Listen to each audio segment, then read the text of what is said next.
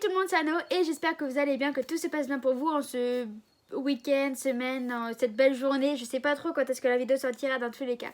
Mais j'espère que vous allez bien, que tout va bien pour vous. Il y a quelques temps de ça, j'ai sorti une vidéo sur mes top 5, mon top 5 de mes séries préférées Netflix. Et je me suis dit pourquoi pas sortir une vidéo top 5 de mes dessins animés films préférés sur Disney+. Donc du coup, c'est ce que je vais vous raconter dans cette vidéo actuellement.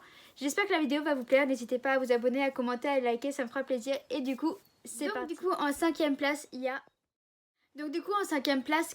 comme vous avez vu, il y a Lilo et Stitch. Alors, pourquoi Lilo et Stitch? Tout simplement déjà parce que c'est sorti le jour de l'année de ma naissance. Donc en 2002, le premier Lilo et Stitch est sorti en 2002.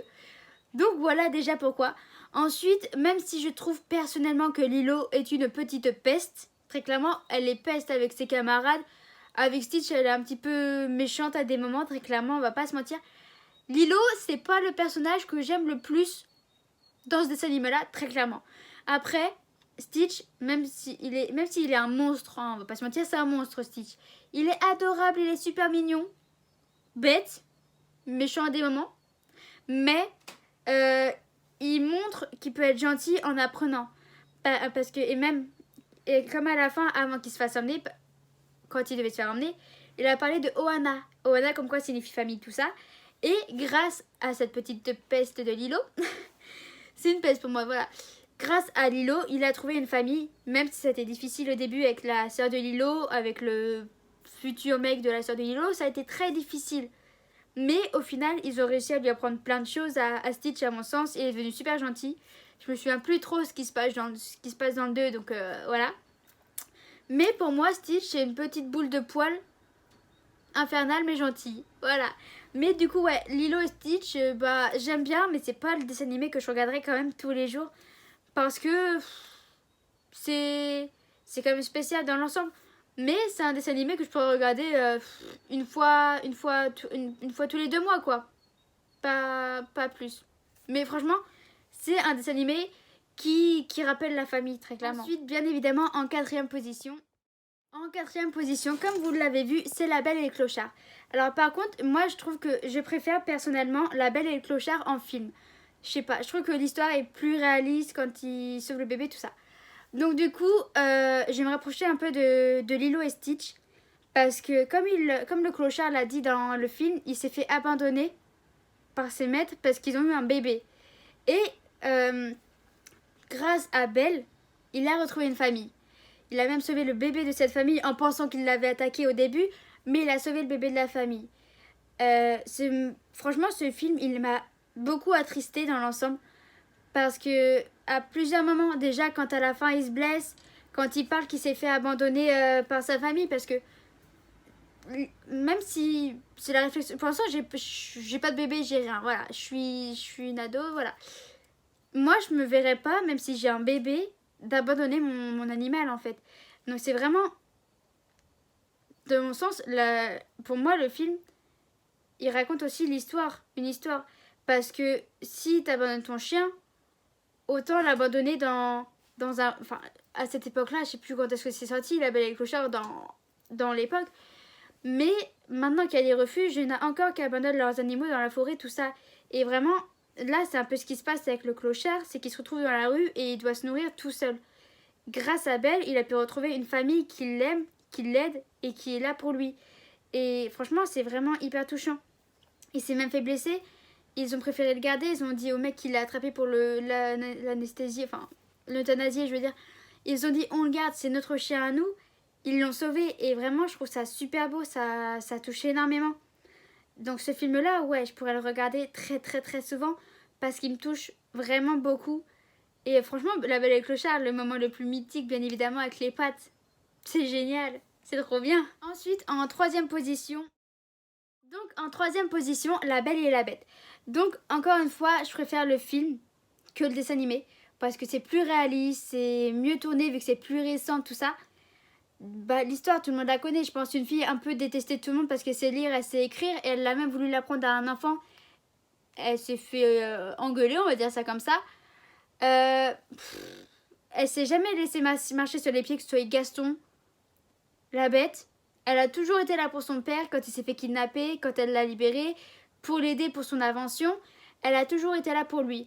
Ensuite, très clairement, elle a réussi à voir la bonté de la bête, alors que la bête, elle est moche, elle est effrayante de base, malgré justement que c'était une bête.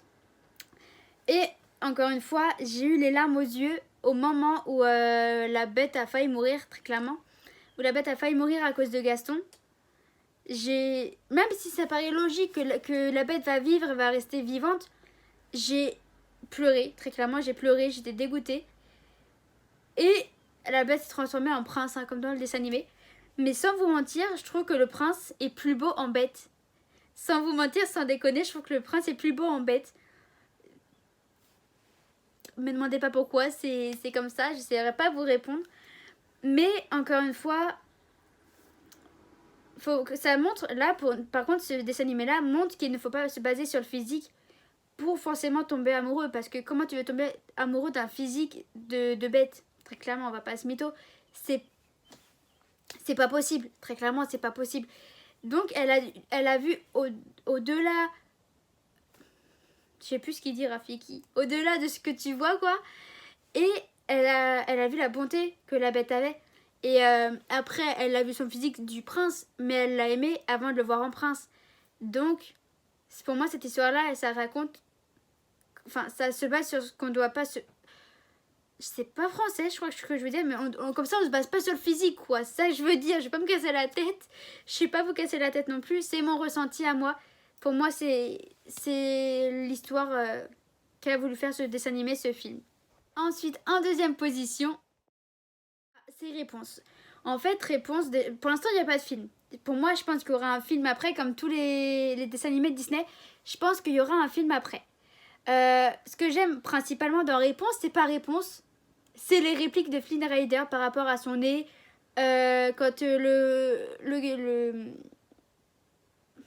celui qui garde la couronne, il est à nu, tout ça.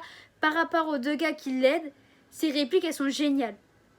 Quand Réponse essaye de l'enfermer dans l'armoire, c'est trop drôle, très clairement.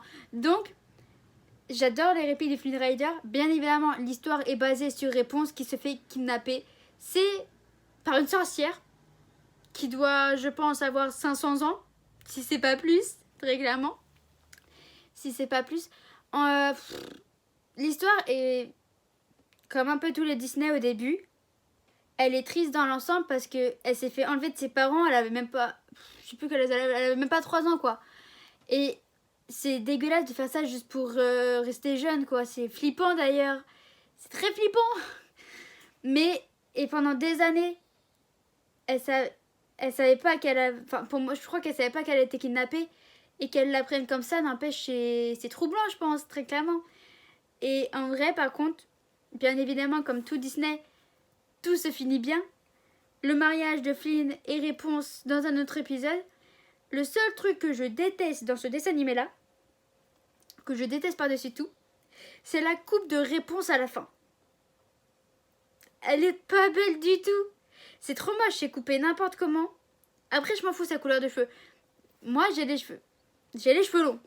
Les cheveux courts à ce point-là, j'aime pas du tout. Je trouve ça pas beau.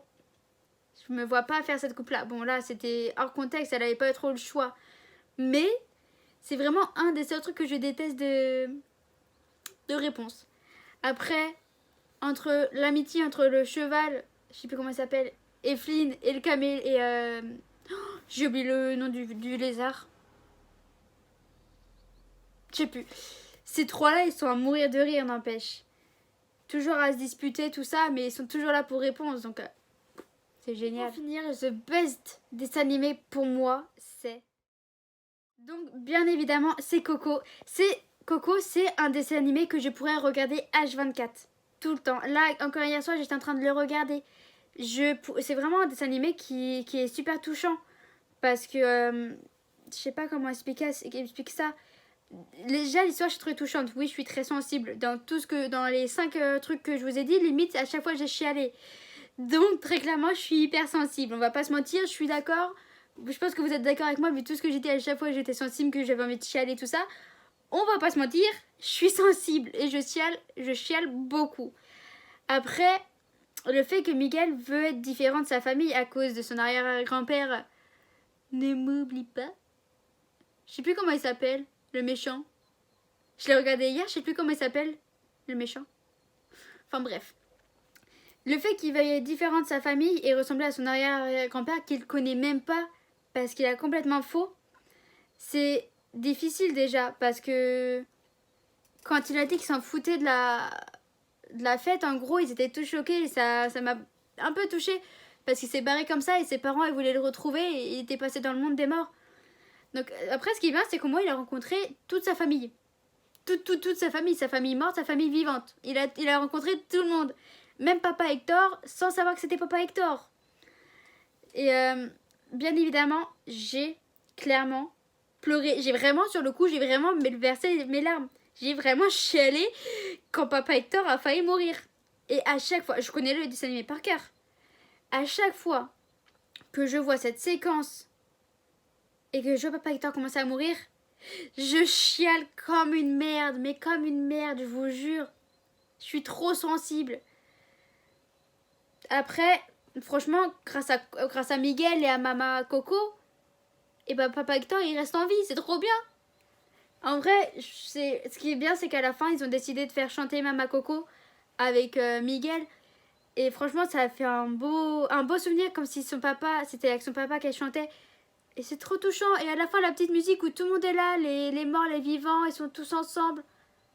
Après, c'est pas un Disney comme les autres parce qu'il n'y a pas autant de musique dans le dessin animé comme les autres dessins animés, vu que de base, la musique est interdite.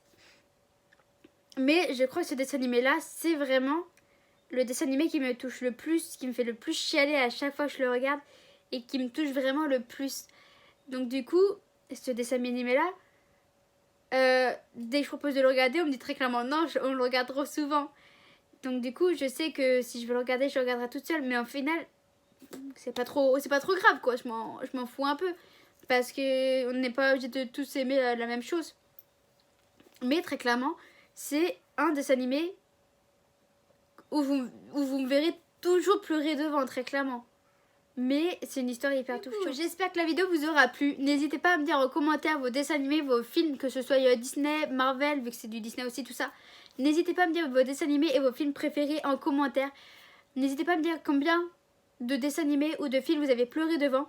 J'ai pleuré aussi devant Avengers Endgame, devant Coco. Enfin, il y en a beaucoup que je ne saurais même pas vous le dire. Je chiale beaucoup, très clairement. Beaucoup. Je chiale tout le temps. Donc du coup, j'espère que la vidéo vous aura plu, que mon top 5 vous aura plu dans l'ensemble et que vous êtes plutôt d'accord avec moi. N'hésitez pas à me dire en commentaire quand est-ce que vous êtes né et quel Disney est sorti en même temps que votre année de naissance, comme je vous ai dit pour Lilo et Stitch. Donc du coup, je me répète, mais j'espère que la vidéo vous aura plu. N'hésitez pas à commenter, à liker, à vous abonner, à partager, ça me fera plaisir. Et moi, je vous dis à une prochaine vidéo. Salut!